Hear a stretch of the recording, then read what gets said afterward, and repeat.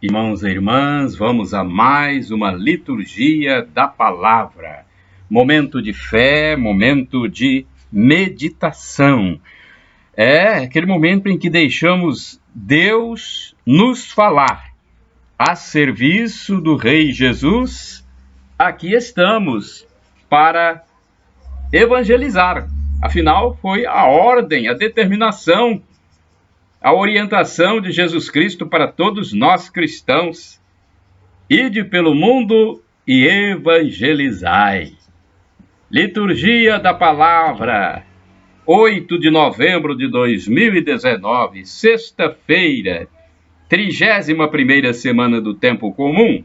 A cor dos paramentos litúrgicos é verde e temos o ofício do dia. Antífona da entrada. Não me abandoneis jamais, Senhor meu Deus. Não fiqueis longe de mim. Depressa vinde em meu auxílio, ó Senhor, minha salvação. Salmo 37, versículo 22. Oração do dia. Rezemos. Ó Deus de poder e misericórdia, que concedeis a vossos filhos e filhas a graça de vos servir como devem, fazei que corramos livremente ao encontro das vossas promessas. Por nosso Senhor Jesus Cristo, vosso Filho, na unidade do Espírito Santo, assim seja. Primeira leitura, leitura da carta de São Paulo aos Romanos, capítulo 14, até capítulo 15, melhor dizendo. Então vamos lá, leitura da carta de São Paulo aos Romanos, capítulo 15, versículos de 14 a 21. Meus irmãos, de minha parte estou convencido, a vosso respeito, de que tendes bastante bondade e ciência, de tal maneira que podeis admoestar-vos uns aos outros. No entanto, em algumas passagens, eu vos escrevo com certa ousadia, como para reavivar a vossa memória em razão da graça que Deus me deu. Por esta graça, eu fui feito ministro de Jesus Cristo entre os pagãos e consagrado servidor do Evangelho de Deus, para que os pagãos se tornem uma oferenda bem aceita, santificada no Espírito Santo. Tenho, pois, esta glória em Jesus Cristo, no que se refere ao serviço de Deus. Não ouso falar senão daquilo que Cristo realizou por meu intermédio, para trazer os pagãos à obediência da fé, pela palavra e pela ação, por sinais e prodígios, no poder do Espírito de Deus. Assim, eu preguei o Evangelho de Cristo, desde Jerusalém e arredores, até a Líria, tendo o cuidado de pregar somente onde Cristo ainda não fora anunciado, para não acontecer de eu construir sobre alicerce alheio. Agindo desta maneira, eu estou de acordo com o que está escrito: aqueles aos quais ele nunca fora anunciado, verão; aqueles que não tinham ouvido falar dele, compreenderão. Palavra do Senhor, graças a Deus. Salmo responsorial, Salmo 98, versículos 1, 2 a 3ab, 3cd a 4 e o refrão 2b. O Senhor fez conhecer o seu poder salvador perante as nações. Todos. O Senhor fez conhecer o seu poder salvador perante as nações. Cantai ao Senhor Deus um canto novo, porque ele fez prodígios. Sua mão e o seu braço forte e santo alcançaram-lhe a vitória. O Senhor fez conhecer seu poder salvador perante as nações. O Senhor fez conhecer a salvação e às nações sua justiça, recordou o seu amor sempre fiel para a casa de Israel. O Senhor fez conhecer seu poder salvador perante as nações. Os confins do universo contemplaram a salvação do nosso Deus. Aclamai o Senhor Deus, ó terra inteira, alegrai-vos e exultai. O Senhor fez conhecer seu poder salvador perante as nações. Repetindo, o Senhor fez conhecer seu poder salvador perante as nações. Aclamação ao Santo Evangelho. Aleluia, aleluia, aleluia, aleluia, aleluia, aleluia, aleluia, aleluia. Aleluia, aleluia, aleluia, aleluia, aleluia, aleluia, aleluia, aleluia. O amor de Deus se realiza em todo aquele que guarda sua palavra fielmente,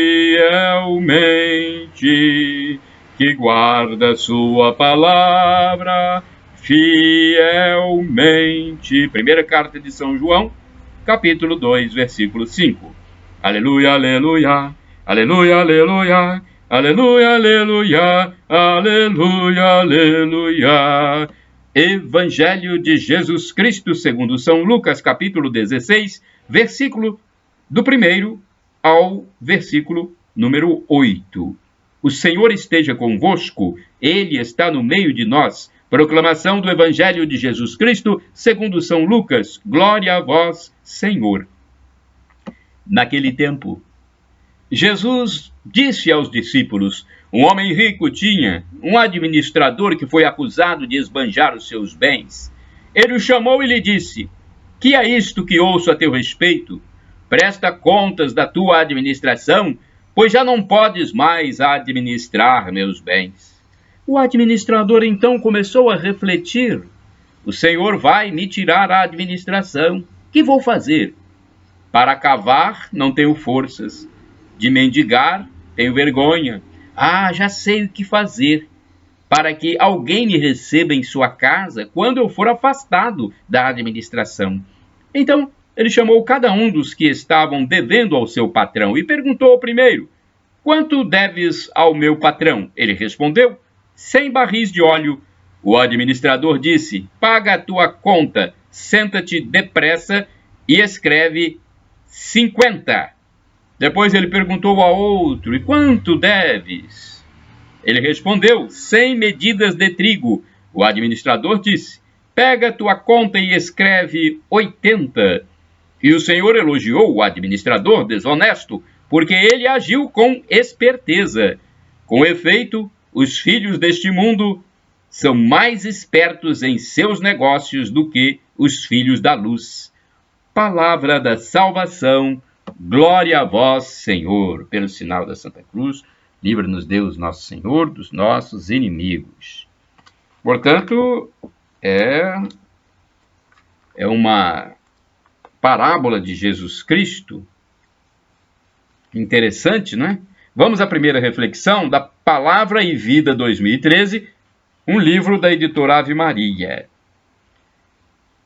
Jesus nos sugere a partilha dos bens que possuímos com aqueles dos nossos irmãos que precisam e não os acumular egoisticamente.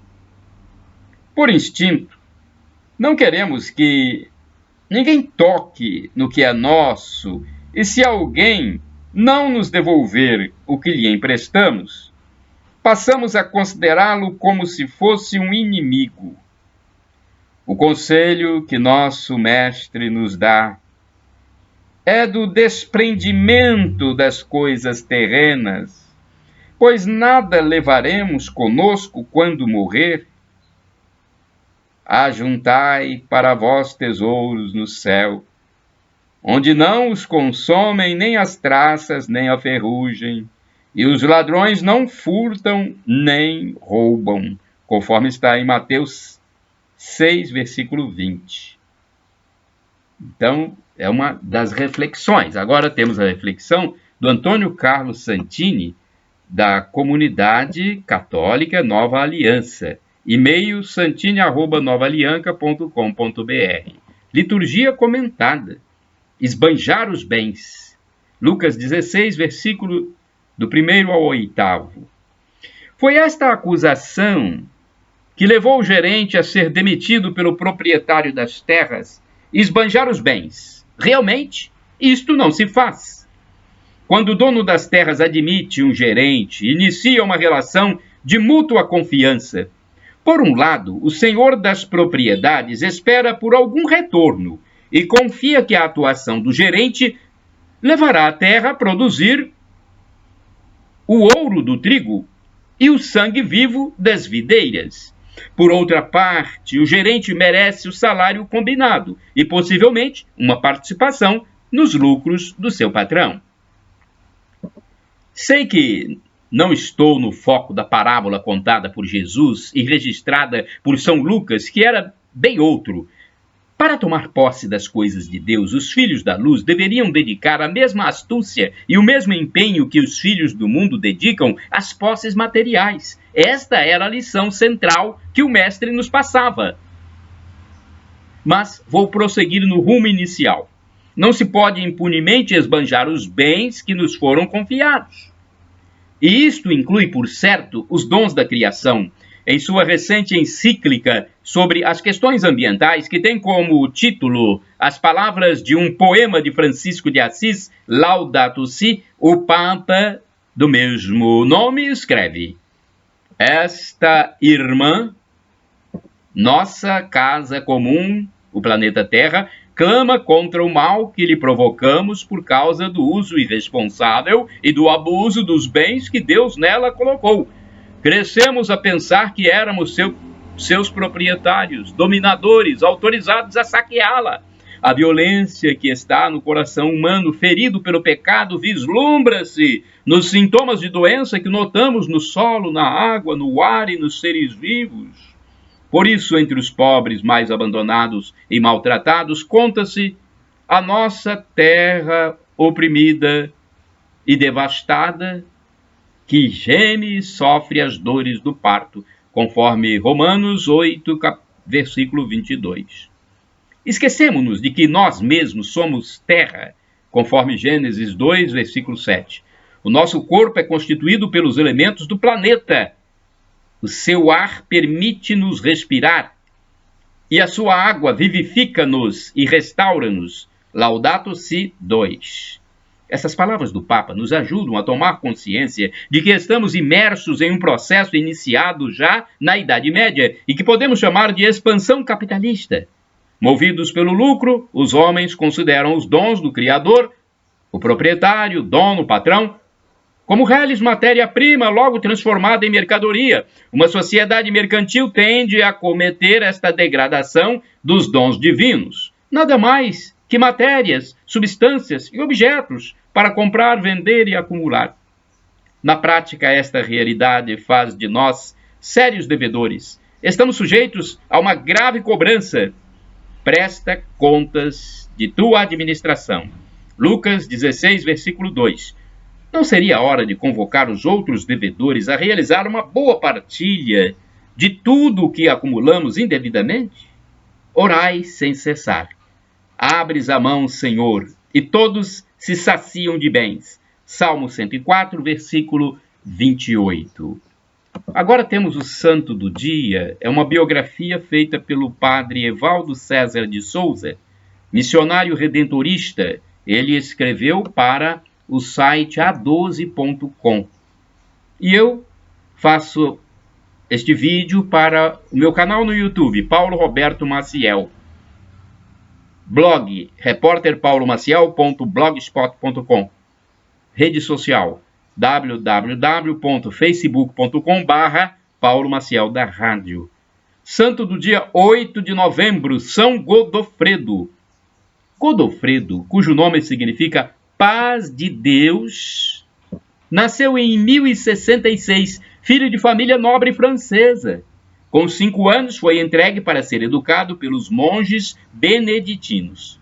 Ordenou-se sacerdote aos 25 anos de idade. A sua integridade de caráter, profundidade nos conhecimentos dos assuntos da fé, bem como a visão social que demonstrava, logo chamaram a atenção dos superiores. Foi nomeado abade, com a delicada missão de restabelecer as regras disciplinares dos monges, muitos afastados do ideal da vida cristã. Ele próprio viveu uma vida simples e dedicada ao seguimento de Cristo. Era comum ver os mendigos e leprosos participando da sua mesa, pois acolhia todos os necessitados com abrigo e esmolas fartas. Suas virtudes levaram o povo e o clero a eleger Godofredo como bispo de Amiens. Nesta diocese, enfrentou os ricos e poderosos que viviam apegados ao vício e aos prazeres corporais. Sua pregação era dura e acabou atraindo para si a ira de muitas pessoas. Houve uma ocasião em que tentaram envenená-lo. Godofredo ainda viveu longo tempo como pastor e reformador da sua diocese. Morreu no dia 8 de novembro de 1115. Reflexão. Godofredo foi um homem do povo. Sua simplicidade cativava homens e mulheres que o procuravam para conselhos espirituais. Colocou-se ao lado do povo simples, defendendo-o contra a ganância dos poderosos. Condenou com veemência os abusos do clero e procedeu à reforma das comunidades religiosas. Sua persistência custaram-lhe a vida, mas, como prêmio, recebeu a coroa da imortalidade ao lado de Deus. Oração. Deus, nosso Pai, ficai conosco. Dissipai todo medo e apaziguai os nossos corações, para que, mediante vossa ação libertadora em nós, a luz da fé renasça em nossas vidas. A exemplo de Godofredo, dai-nos a calma, tranquilidade para enfrentar as dificuldades do dia a dia. Por Cristo nosso Senhor. Amém. Shalom Adonai é uma expressão hebraica que significa a paz do Senhor. El Shaddai significa Deus onipotente, Deus todo-poderoso, Ele há de prover. Acredite, Ele proverá. E temos também do dialeto de Jesus, o aramaico, Maranata, ou Maranatá. Vem, Senhor. Vem, Senhor, é o que nós esperamos. A segunda vinda de Cristo Jesus para nos levar com Ele para a eternidade. Vem, Senhor. São Paulo, apóstolo, já disse. O sofrimento de agora nem se compara com a glória futura que será revelada em nós. Shalom, a paz.